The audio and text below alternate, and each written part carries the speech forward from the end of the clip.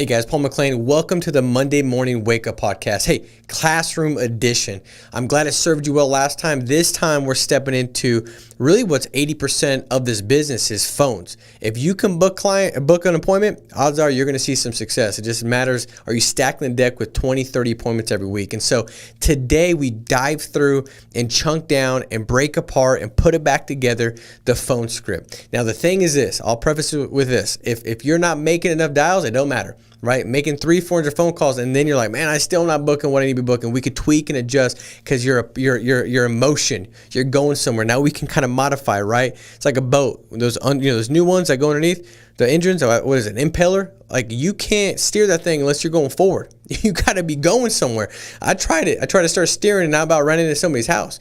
So you got to be in motion. But today we're going to break it down. So guys, lean in. I hope this serves you well. Take some notes. Leave some comments, right? Put yourself in a position where you can win that $250 in lead investment for the week. And also anything you have questions about, like, hey, I'd love to have this, trained on, or can you talk about this, or what about that? Put in the comments. Love to be able to kind of know where you're at and what would feed you best. Also like, subscribe, share this. Again, everybody wants to make a difference in everybody else's lives. I know I do. And sometimes just a quick share. There's been a lot of podcasts and things that I've shared with somebody and somebody said, man, I don't know how you knew this. I really needed that. And that made such a big difference. And I didn't even know until months later. I'm like, man, all I do is share it. So share it because it might make a difference. So guys, I hope this serves you and serves you well. Make it a massive week. Lean in, take some notes, and we'll see you after this. All right, guys. So phone script, you've all heard, it's like 80% of the business by far. So the one thing that most can do, Rudy, is if you could just elevate your activity, you'll elevate your game. Now, there's certain things that'll help out. Like, anybody in here use phone burner? Okay, so that does help because it helps with activity. Now, for me, I always understood that the mindset behind my phone calls was just as important as what I was saying. And so if I can kind of put myself into a zone, Rudy, and increase my intensity, then I think I believe I would increase my productivity. So I liked having two phones. Now, phone burner kind of does that, right? Right. Same concept. When I was dialing, I had two phones, and when one was ringing, I was calling another lead on the other phone. And all that did was it just kind of put me in this position where I felt like I was deserving of more appointments. Like I always wanted to increase my deserve more. Like I deserve to book more appointments. Like I was just talking to this agent, and he was driving 5 hours to go on appointments, and he was going to go the next week 7 hours to go on appointments, and he was going to have a plane and fly to another city. And I was like, dude, the thing about that is, for one, you're going to be productive.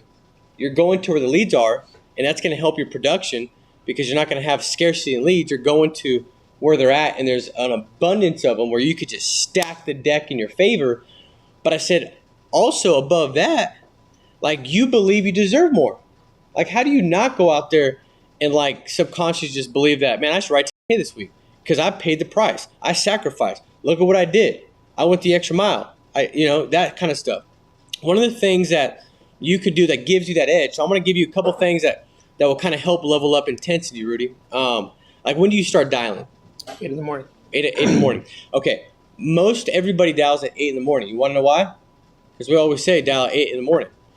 Now for me, I was like, man, if I could dial at 7 in the morning, I'd have an advantage, an edge. Does that make sense? And that's all I wanted, because if I'm running a race and I'm not the fastest one, I'm okay with not being the fastest one if I get a head start. Like if I'm racing against who's that fast guy? Usain Bolt. He in like a 400 meter. He's fast about any meter, but he's running a 400 meter. I don't want to race him. I'm not confident. I'm thinking like, look at what I've done in the past. I've never ran a race.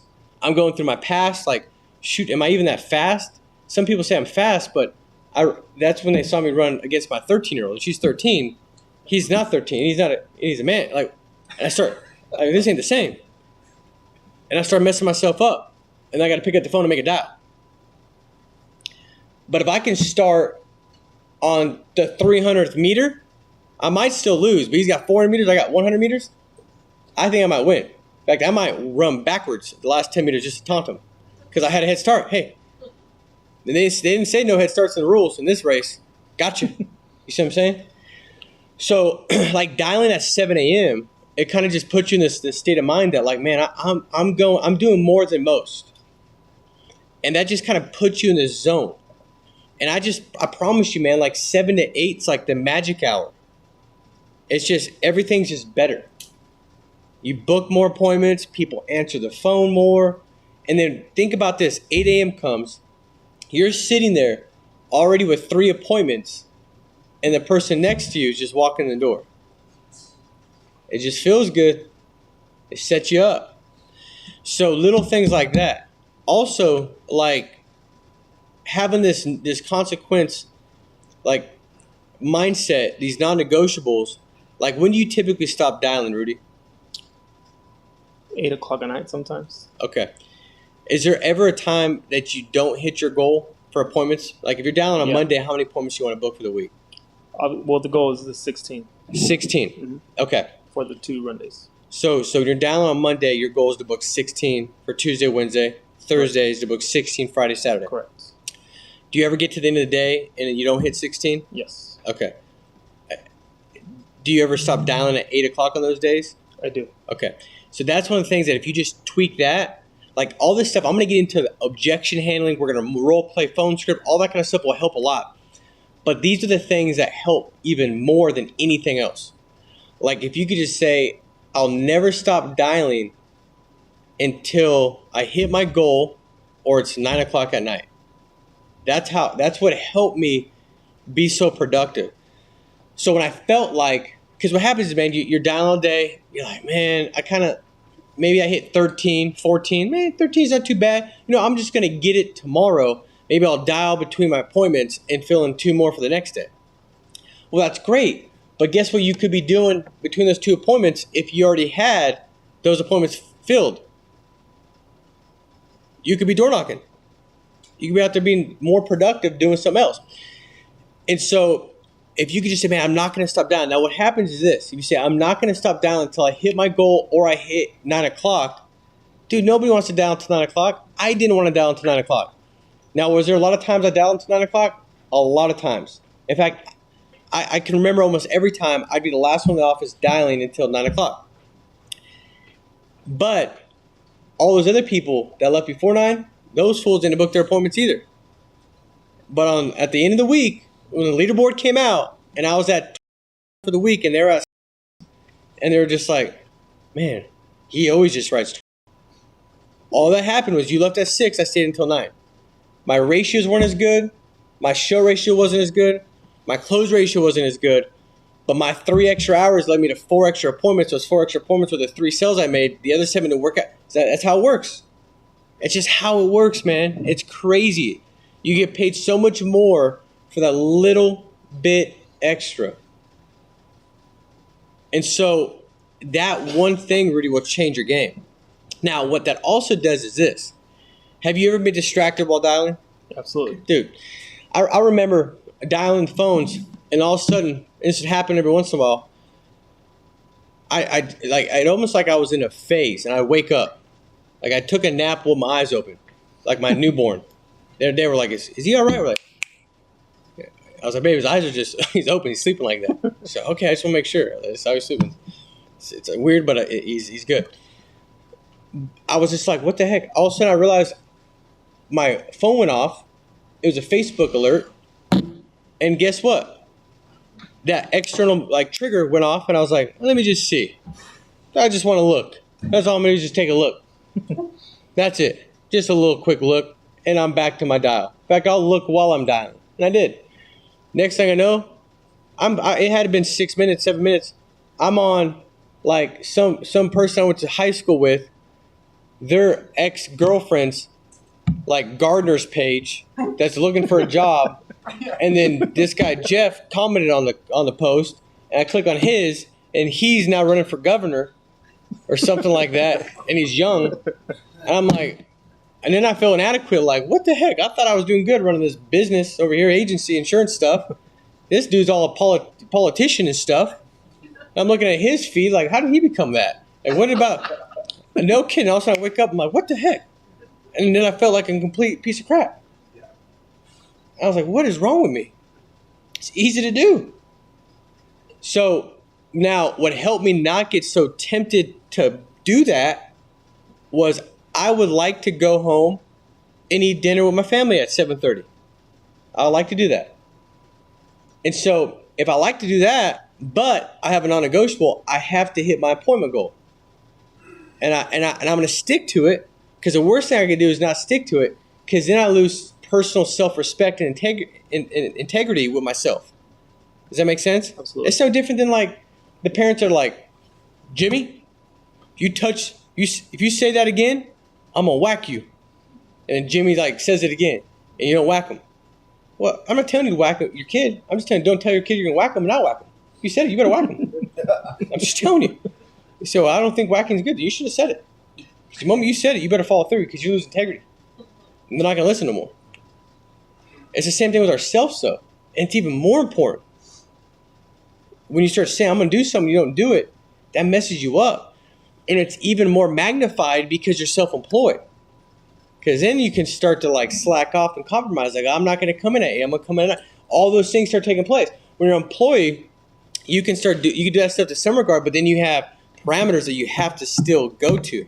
You're self-employed. You can let that self-respect that's dwindled, that self-reputation dwindle, and it bleeds into different areas. But if you say, I'm gonna hit it, now what happens is this, dude, and you're gonna have to dial until 9. You have to either hit your goal or you're gonna dial till 9. Guess what? You're more focused, because you know you're gonna follow through. Right. Like, kids listen more when they know you're gonna come through. They don't believe you, they don't listen. It makes sense? I got a lot of them, trust me. I've done it good and bad in both ways on them. They're like experiments. You see what I'm saying? Like, sorry to the ones that I experimented the wrong way, as far as, saying I'm going to do something and not doing it. One was just really cute when she was 3, okay? So what I'm saying is, like, it's a big deal. It matters. So if you do that, Rudy, it'll get better. It'll get better. And, dude, you'll feel so good.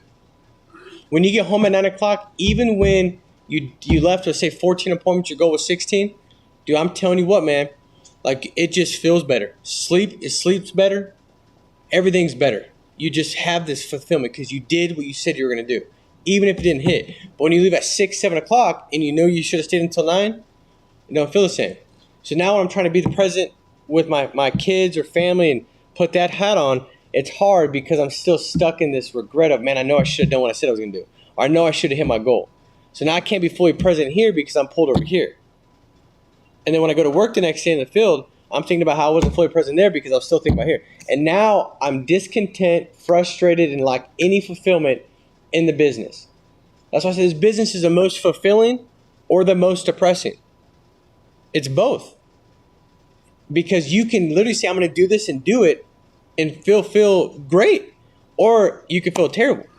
It's the highest pain or lowest pain. You say, how do you know that? Oh, we can do leaderboard. We never wrote 0 for life. I'm like, it's some killed it, some didn't. Depending on what you did. So if you do this, it'll make a massive difference. Now, before you go into dialing, Rudy, do you have any kind of like, what's going on in your mind before you make a phone call? Well, before I start dialing, so I have my affirmations I read to myself. I have my devotional. I pray. And kind of just try to, I guess my whole mindset behind it is just like you said, just get in the zone and just kind of just dial and just become somebody different, right? Just when you're in the zone, just do everything possible to just book that appointment. Okay, good, dude. Does anybody else do something like that? Who doesn't do that? They just dial. Honestly. Okay. So I think that's a big deal, dude. Because by default, you think of negativity. You think of selfish. Like, I need appointments, or it's not going to go as good as I think it's going to go. By default, it's just what we do. It's like we're in the high desert today. You guys drive down the street, you'll see weeds. There wasn't no gardener that stopped out. Was like, I'm going to plant some weeds out right here. I'm going to plant some weeds. Put some thorns in them. Just in case some helpless little child runs through this field, they can get a sticker in their foot. I'm going to do that. That's what I want to do today. They don't do that. They just grow by default. And they're ugly. They don't look good. And them stickers do suck. Ain't good. You guys from the high desert, you know you want them stickers in your foot. But by design, you got to take them out and you got to plant the good stuff, the stuff you actually do want to see, the stuff you want to look at, the results you want to visibly stare at. That's what you want. It's by design, by intention. So before you dial, like what I would do, Rudy, is I'd picture myself, because now I was calling leads that were years old. So I'd picture myself up on a sky rise. In all reality, I was sitting in my mom's garage on Thunderbird in Napa Valley, which if you want to have an appreciation drive that will build some gratitude in your heart, drive down Thunderbird. I give you the address where I was living. Thunderbird's in Felony Flats. Am I lying, James? Felony Flats. That's not the name of the city. It's Apple Valley. But it's called Felony Flats because of the amount of felonies that are committed there. So if you go through there, you got a good chance of being a part of a felony. Just on the wrong side of it. You don't go to jail. You just were a partaker in the person that received the felony. So that's where I was at. It's hard to think like business, which is why it's so important to come to this office. You step in here, you feel a little bit more of like a professional, right? Absolutely. I'm a business owner. I'm running a business. People, it's their benefit to meet with me because I care about them. I take pride in my position. I want to help people. It's just different. So I had to visualize myself kicked up on a sky rise, like on the 80th floor. I was sitting there, and my assistant, which I did not yet have, my fake one in my mind, walk in. She said, "Hey, we got these leads. They fell through the cracks. Nobody got a hold of them. Can you help them?" And I was like, "God, I guess." I take the leads, and that's how I visualize myself like that. So I was calling the request. I'd call them like that. Like, "Hey, Rudy, Paul here, getting back to you.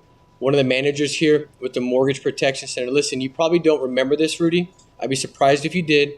But back when you financed a mortgage in 2009, you had filled out a request to protect your family in the event of a death or disability to make sure they were covered. Now, Rudy, listen, it seems like we had some families that fell through the cracks and didn't get the information they requested. So as a manager, I've been reassigned to make sure to get this taken care of for you. I just need to confirm some of the information and make sure it's still correct, okay?" Okay. And I would do it like that. Now, that doesn't sound like a telemarketer, and it didn't make me sound like I was desperate. I was controlled, I was poised, and I'm trying to sound like, dude, I got a million things going on. I'm really busy. I'm just getting back to you. Fell through the cracks. No, it's super important, so I made it a priority. That makes sense? If you call with that mindset, you're going to say things in which they need to be said, the way they need to be said, to get the result you want to get, which is the client responding as if they're thankful that you're finally getting back to them. So on one end, you call a client, and by the way, the CRM mortgage protection that they dumped in there, they're money. They are money. What are they, $2.50? Dean, have you worked with those? I didn't work those. I work Age mortgage all the time, though. You love them? Oh, dude. Yeah. He's working a bunch of age mortgage protection leads. So I love when deans come on board, because when somebody says, let me just tell you, these leads, it's like, well, I hear what you're saying, but the only thing I got to say is Dean has been here for 14 days. So should we call Dean? What do we do? Is it leads or is it you? Or did Dean just pick right for the last 4 weeks straight? Do you want to call Dean and ask him when he clicks his button and what kind of computer he's got? Or maybe it's a Mac. Maybe it's a Mac, the better leads go to Macs than the HPs. Maybe we should do the Mac lead purchase. You got a Mac? Could you go buy a Mac? Maybe let's do a Mac. He's like, what are we talking about here? So those leads are phenomenal and they work. But you got to call it with the right posture. So one person calls it, they say the same words, but they're saying it in such a way that's, man, I need an appointment. And guess what you get? You get the response like, hey, we're not interested. Can you stop calling me? We're not interested. That's what you get. The other person gets, well, thank you. I appreciate that. Look forward to seeing you. That's what they get. It's not what they said as much as it was how they said it. Does that make sense, guys? It's how they said it. That's just the way it works. It's like, so my wife, the other day we were going to church. She said, babe, how these jeans look on me? And I was going to say good, But I had to make sure how I said good. That makes sense? Yeah. If I said good, like, they're good. They're good. She said, what do you mean they're good? These don't look good on me? Yeah. But I said, they look really good. It's different. Yeah. Same word. It's how I said it. That makes sense? All right. So the big thing is having some non-negotiables and parameters around dialing. The other thing, because we know 80% of the phones of this business is phones. Like, Rudy, have you ever like called a lead way too many times because you weren't yet buying enough leads? Yeah, that's what I'm doing right now. How'd that feel? Sucks. Why are you doing that right now? Future drafts. So not. So you broke business and they're still not coming through. Mm-hmm. So this is the thing. When you're calling a lead over and over again, it makes you feel desperate. And when you're desperate, when you call a lead that you would book, normally you don't book it. Does that make sense? It's kind of like if, and this will be a practical tip. If somebody no-shows me, Rudy, and I get no-showed, when I call back, who in here's got no-showed before? Okay. Rudy, when you call a no-show back, what do you say? Well, typically, if they no-show me, I'll try to go back to the same house. Mm-hmm. But if I'm calling them back the following day, I'll just tell them, sorry, I wasn't able to get to them. So I kind of pretend like I was never there. Good. And then I just rebook the appointment. Very good. That's how you're supposed to do it. Right. You flip it on them. So I'm like, Rudy, listen, I'm just getting back to you. We had you in the schedule last week at 7. Hey, man, listen, I do apologize. We were double booked in the schedule. We've got way more clients to see and families want the protection than underwriters to serve them. But I wanted to make it a priority to you because I know how important it is. I can get you back in at 7 o'clock, and I'll make sure that you're in there and there's not a bunch of appointments right around you to get this taken care of. The only thing I do ask is you give me a little window between 6:30 7:30. Is that fair enough, Rudy? Yes. And you go to book it. That's what helps. You know how I used to do it? Hey, Rudy, I'm just getting back to you. Hey, man, listen, I know we missed each other. You weren't there last week, so I was just calling to see if this week would be better for you. That's how I used to do it. And guess what he would say? Man, this week's pretty busy. Got a lot going on. Can you give me a call maybe next week sometime? That's what I used to get. You used to get the same thing? Mm-hmm. That's the way it works. See, the cool thing is this. I can kind of tell you exactly what your clients say. You know why? Because they always say the same thing. You know how we got a meeting going on right now to get better? Your clients and the leads are not in the next room over figuring out new objections to give you. The same ones I got 12 years ago, the same ones you get 12 minutes ago. It's the way it works. They don't come up with any other creative thought process. It's all the same stuff, which is why it's so great to get on podcasts and learn because it ain't it's what they get. It's what they say. It's psychology. So you flip it around on them. You know what I mean? I'll give this tip for James because this is a single dating tip, right?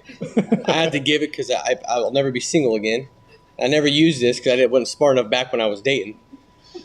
But it's like if you go on a date, a blind date, James, and they don't show up, all right? When you call back, just say, hey, listen, I'm so sorry I wasn't able to make it. I apologize. Don't take that as disrespect that I don't want to meet you. Still interested, but I had a lot of things come up and took some time. Love to come out and get together with you next week. They'll be interested. That's the way it works. Same thing. They'll be interested. But you call back like, hey, I was there waiting for like 10 minutes. You never showed up. Can we get together this week? Ain't gonna work. Right, Tanisha? Right. She knows. She did that to Big James. So this is how it works. It's just, using the whole tee up and take away, urgent. Does that make sense? And when you call, how can you communicate as if you've already got 17 appointments when you got 0? How can you communicate like you got 17? Rudy, have you ever been like, client says, I'm busy. I don't have much. Can you call me back tomorrow? Or if they said, Tuesday at 2 o'clock doesn't work. What do you used to say? What do you say?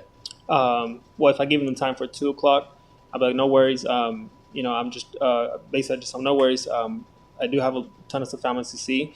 So normally normally when I set the appointment, I ask them morning or afternoon, right? So that they choose morning. Or afternoon. They choose afternoon. If I give them a time at 2:00 and say it doesn't work, I'm like, okay, perfect, no worries. Looks like my last appointment will be at 7:30, so I'll just try to schedule them later on in the afternoon. Okay, 7:30 doesn't work either. So that's where it kind of, yeah. Okay, so the worst time again is chasing, and that's another way you can start chasing, is when they don't have time. So that was the objection that always messed me up. Is I'd say, so Rudy, I got you. I got some time. Looks like I get you in between appointments Tuesday at 1:00 or 4:00. What time is best? He comes back and says, man, that day doesn't really work that well. And then I used to say, well, Wednesday. What about Wednesday? Wednesday I've got a 1:00, a 4, or 6, which is better. Wednesday don't work either. Okay, well, let's take a look at next week. Well, man, why don't you just give me a call back next week? Okay, I'll call you back next week. That's how it used to happen. And I realized, like, how can I flip it just like the no-show? How can I flip it? And at the end of the day, I am in control, because what I have to offer, they need. I don't need them to buy. There's 1 million people in America that need life insurance. It don't have to be them. I'm fine. It's about them. And so when I call, I say, Rudy, listen, he says, 2:00 don't work. I'll say, perfect. No, he says, this week doesn't work actually at all. Can you call back next week? Listen, Rudy, absolutely. I'm going to go ahead and put down some notes, because we're running really behind, as you can imagine, and see what I can do to best accommodate you, because I'm managing several different counties. And so I definitely understand being busy. What time are you typically in the door, like from work? Is it 5, 6? What does that look like? About 5:30. 5:30. What about your spouse? When is she in? She's same time. 5:36. Mm-hmm. Okay, listen.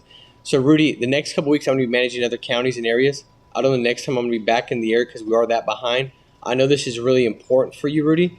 I don't have anything after 6:00 tomorrow or Wednesday, but as a professional courtesy to you and your family, I'm going to go ahead and try to put you down at 7:30 and move my 7:30 to an earlier time. If I can't do that and it doesn't work for them, Rudy, I'm going to call and let you know, but I'm going to do my best to help you and make that work for you.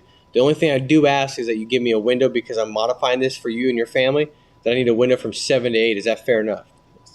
So all I did was I basically let him know, hey, I'm just as busy. In fact, I'm busier. I didn't say, Rudy, yeah, I'm busier than you. So you know, I didn't do that. But some people do that, but just in a different packaging. But that's what they hear. And it didn't work. Like the whole arm wrestling thing, it didn't work. But I said, man, I understand being busy, dude. They've got me managing multiple different counties. So, and my response to me guiding him to my thought process, I'm letting him know, man, we're crazy busy. But I'm not just saying busy. I'm saying, man, I understand being busy, because they've got me managing multiple counties, because we are that behind. So I'm letting him know that I'm a manager, which people want to deal with managers. Does that make sense? Like, I remember getting phone calls, from this internet company, and they'd call all the time. Hey, wanted to talk to you about internet. I won't name the name, but you probably know them, because they probably call you all the time. Make me want to freak out. Like, what the heck? And I blocked their number. They come in a different number all day long. And one time a manager called. He said, hey, my name is Bob. I'm one of the managers here with the internet company.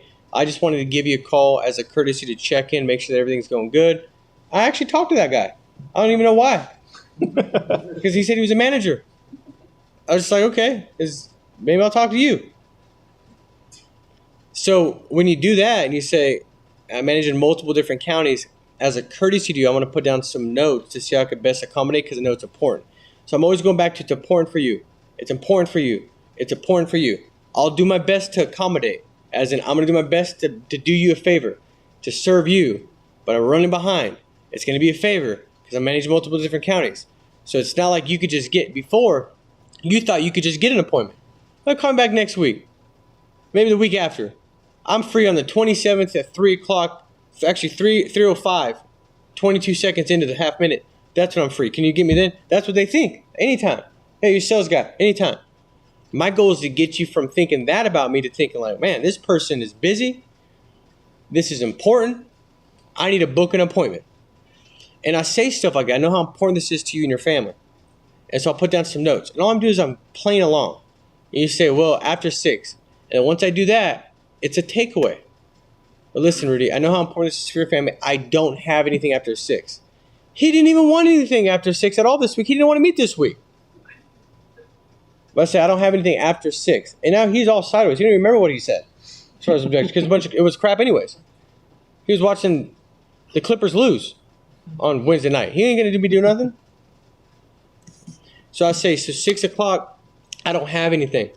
But what I could do as a courtesy man, because I know how important this is for your family. Again, I know how important this is for your family. I know how important. It ain't me.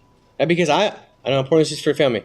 So as a field owner, I'm going to do my best to get my 7 o'clock moved to a earlier spot that I do have available. If I can't make that work for them, I'll call you and let you know. But let's just go ahead and plan on 7 o'clock until otherwise.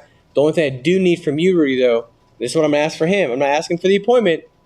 I'm assuming the appointment based off my setup. I'm asking for him, can I get an hour window? Does that make sense? You guys tracking with me? Yeah. And then he says, yes, the appointment's assumed. And I go out there. So the ticket with phone script is to have this in your mind, guys. You're the doctor, they're the patient. That only comes from understanding how valuable this is.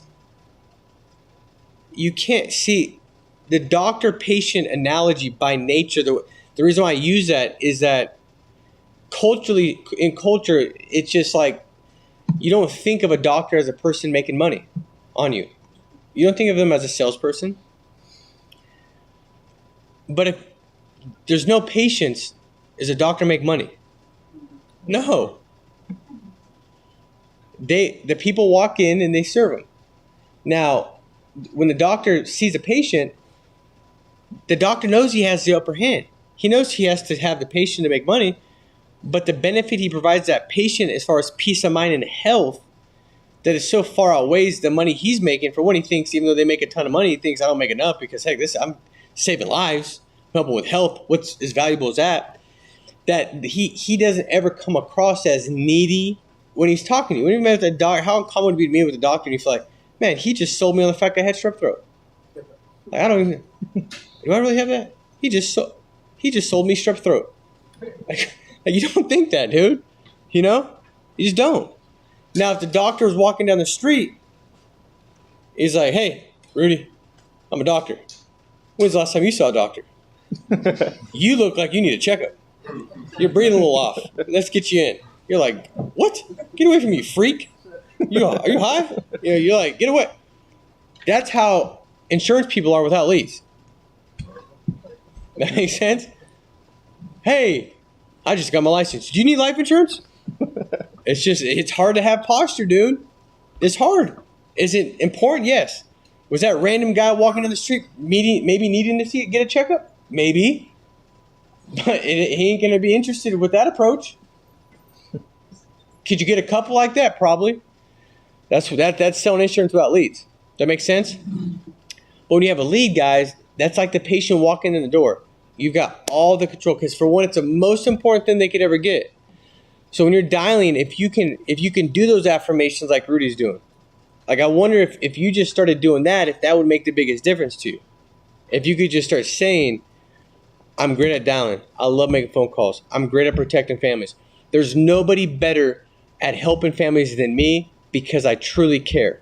I understand how important it is for every family. Regardless of what they say, that doesn't shadow the fact that they know they desperately want to protect their family. If they don't book the appointment, there's some reason other than the fact that it's not important, because it is important. Maybe something took place, bad day or what have you. But everybody knows that life insurance is the most important thing. I'm serving people that have asked for my service. I'm great at serving others. I'm great at protecting families. I love making phone calls. That's how you speak your way into it. You know, that's the stuff that's going to help. So if you can do this will set you up. This is a lot. I thought we were doing some role play. This is the stuff that matters most. How can you get an edge and an advantage? Edge is starting to dial sooner, starting to dial later. Edge is making sure that you've got enough leads. So Rudy starts having the deck stacked in your favor, bro. It's a lot easier to have that doctor-patient mentality. You don't have enough leads, you're calling the same ones over and over again. It's difficult to keep that.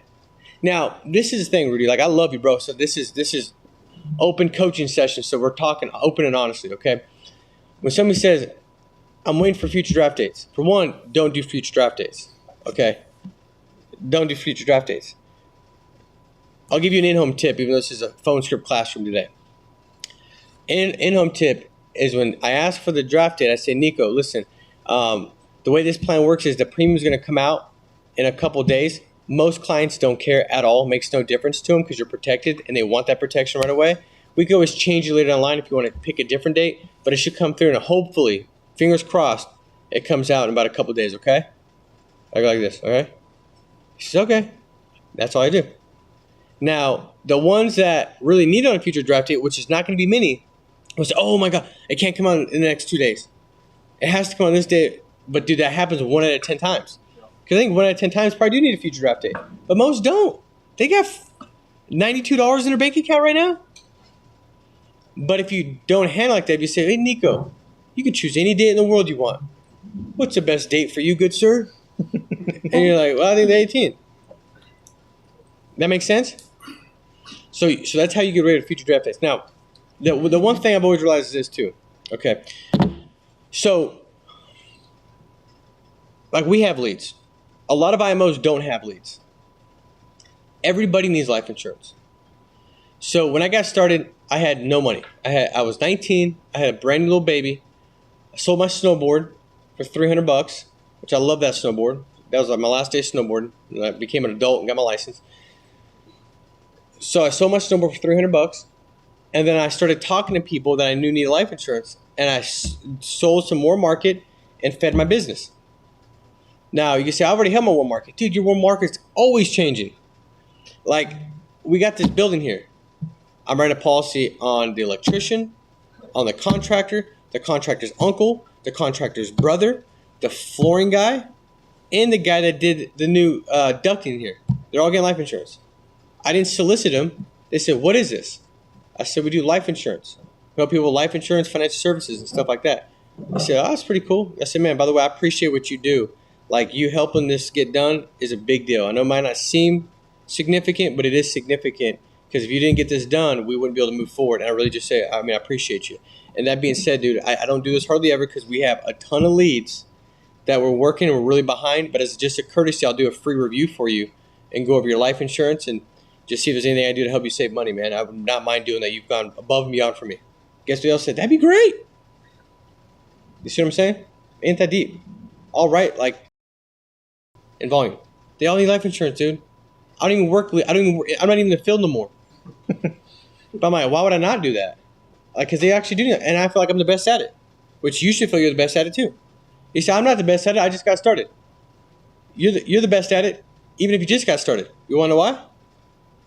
You're the best at it, even if you just got started, because you know people that are the best at it, and you don't have to be the person if you know the person.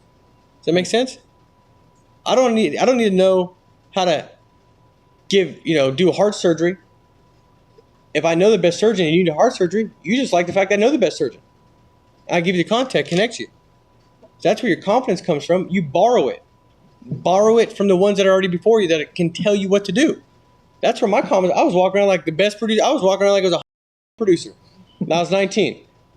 I had people come up like, dude, clients ever ask you how old you are? And I'm like, no, not really. I mean, sometimes not really. I get it all the time. I was like, it's the way you walk. I walk like I know. I'm confident. I walk like I've been doing this for 19 years. I came out of the canal doing this thing. I saw my mom's ovary life insurance policy. Like, I was slinging. Like, you know what I mean? Like, what do you want me to take? Like, I came out with that kind of confidence. Not because of what I did. My confidence is from all the people that I know. All I gotta do is call them. And they'll tell me, how do I not get confidence from that? I don't have to be the person. I know the person. And that made a difference. All right, so let's do some. What leads are you working like right now, Rudy? The most instant. Instant? Mm-hmm. Okay. Let's do a role play, dude. You call me. Okay. And I'll say hello. Ring. Hello, this is Paul. Hey, Paul. This is Rudy. Just getting back to you about that request you filled out online for information on life insurance protection. Looks like you put down your date of birth as 6/29/65. Is that correct? Yeah, that's correct. Perfect. Now, Paul, again, my name is Rudy. I'm just a field underwriter that has been assigned to get this information out to you. It looks like my office has me dispatching you the next couple of days. Just looking to see if Tuesday or Wednesday works best for you. Probably Tuesday. Tuesday? Okay, perfect. Now, Paul, I'm going to be out in your area from 8 to 8 on Tuesday. I do have about 8 to 10 families to see. Would you prefer morning or afternoon? I think afternoon probably be better. Afternoon, perfect. In the afternoon, I do have 2 slots open. I have a 12:30 or a 4 o'clock. Which one works best? I think 4 o'clock would probably work out better. Perfect. Now, Paul, I have the office, your address as 123 Main Street. Is that correct? That's correct. Perfect. Now, Paul, is this an apartment or a house? A house. A house, perfect. Now, Paul, is there any gates or dogs or anything like that I need to be aware about? No gates. No. We have a little dog. It's Golden Doodle. Golden Doodle? Okay, Yeah, perfect. miniature one. All right, I love dogs, so no worries. Now, Paul, the color of your house, what color is your house? It's gray. Gray? Okay, perfect. Now, Paul, when I get there, would you like me to park in your driveway or is it in the street okay? Street's fine. Okay, perfect. Now, Paul, do you have a piece of paper, pen and paper down? So I can give you something to write down? Go ahead. Perfect. So I just want to give you down. My name is Rudy. My license number is 0M8765. And our appointment time will be for Tuesday at 4 o'clock. Okay. Okay. Now, Paul, is there any reason you won't be home Tuesday at 4 o'clock? No, I should be Okay, there. perfect. I'll see you Tuesday. Look forward to seeing you and helping you. Okay. Well, not bad at all, dude. What's your show ratio? Nervous. That's natural. Good nervous, It's about a 50. man. About 50%. 50%. Okay. Your show ratio is 50%. Okay. So a couple things that I think would help with your show ratio is just saying things in such a way that make it seem more like you're doing them a favor, not so customer service, subservient. Like when you say like, do you want me to park in the driveway or on the street? I wouldn't ask that. I would say stuff like, because we have about 14 appointments scheduled for tomorrow, Rudy. The only thing I do ask is if you give me a window between 4 and 5, would that be fair enough? So like that'd be a question that in that question, I'm getting you to understand how urgent it is and that everybody's doing it. So my show ratio goes up if the value goes up and urgency goes up. So if you want show ratio higher, urgency higher, value higher, show ratio higher. That's how it works.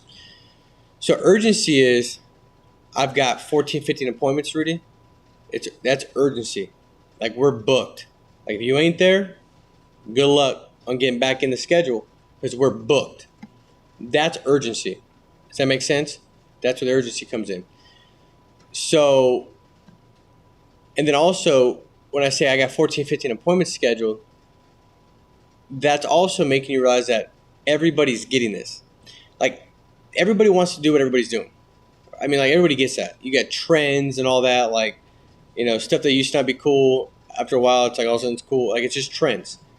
It's a herding concept. We're all trying to follow the herd. What they don't want, the fear somebody has, is that they got taken. Like it was just me. They don't want that. So I started saying like we have 14, 15 appointments scheduled for tomorrow. That'll help you out.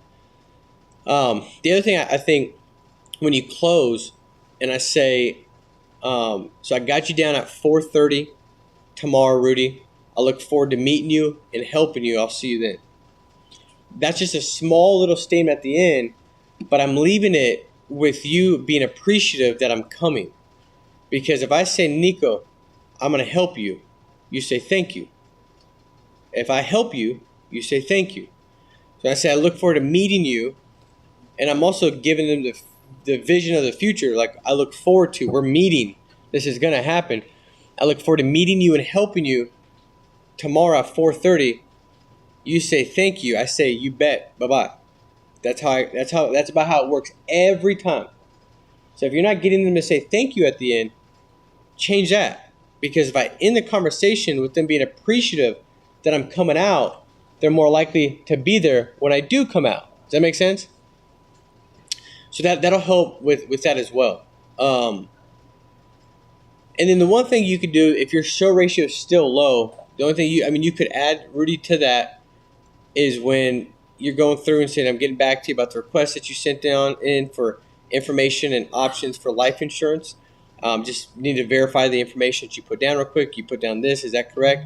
And they say yes, and I say perfect. And Rudy, most families that send in a request just like this, they all have about the same thing in mind. They just want to make sure that when they die, that their family's in a better financial position, that there's some life insurance in place to replace income or burial expenses, just to make sure that there's no hardship. Does that kind of describe you as well? Yeah. So it takes like no extra time truly, but all I'm doing is I'm attacking the why. That's the value part of it. I mean, because think about it. If you think about all the clients you've met, Rudy, is it fair to assume that about 99% of them were meeting with you either because of income replacement, final expenses, or leave a legacy? Yeah. Every one of them. What else would it be about? You said to pay off the mortgage. Well, that's to replace the income. Because the income was still there, you wouldn't have to worry about it, right? It's to make sure really there's no financial hardship. So if I could go general and say, or for either loss of income, burial expenses, just to really ensure that there's no financial hardship or devastation when you don't come home. And now I'm not saying if, I'm saying when. So I'm making it more real for him. The more real it is for him, the more valuable it is to him. Does that make sense? It's more real, it's more valuable. And so these are the things that'll help kind of strengthen that phone script, so to speak. Other than that, it was good, man. Tonality, you weren't like crazy up. It was good. But that's the stuff. One thing you can do as we wrap up is record your own phone script and listen to it. And we talked about this earlier in the meeting, but like having a mirror that you can look at. Most people walk around and you don't even know what you look like. It's like you get back home at the end of the day, if you got a piece of kale stuck in your tooth and you ate lunch at 12 and you talked to 32 people, you'd find some new friends, but you didn't know it. Because if you knew that was there, you would have got it out, right? You didn't know it was there. And so you just don't know. Well, the more frequently you can put a mirror in front of yourself and interrogate your reality and take a close look and to see what you see, you can make better choices to change what you see to make it look more in line with what you want to see. So getting the mirror in front of you is crucial. Putting that mirror right in front of you. Recording your phone script is putting the mirror in front of you. Because now you can hear it. And you're like, man, I didn't know I said that. I didn't know I said it like that. And then you can tweak and adjust it. Because that'll happen. Man, I didn't know I was saying that. I didn't know my voice went that high.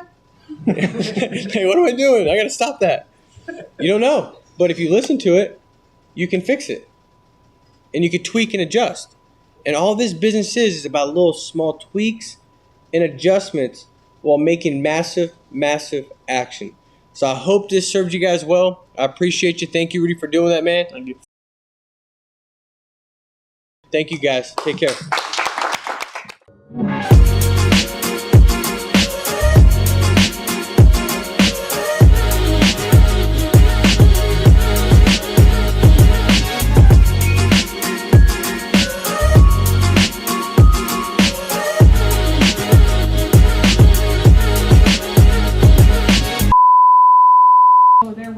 Hi, my name is Maddie. I'm a new recruiter here for Family First Life through the agency of Solidity. Today we are going to be giving out $250 worth of leads. Yes, and then those go ahead. Yes. Congratulations, Miracle Leathers. Contact Victoria to claim and redeem those lead money.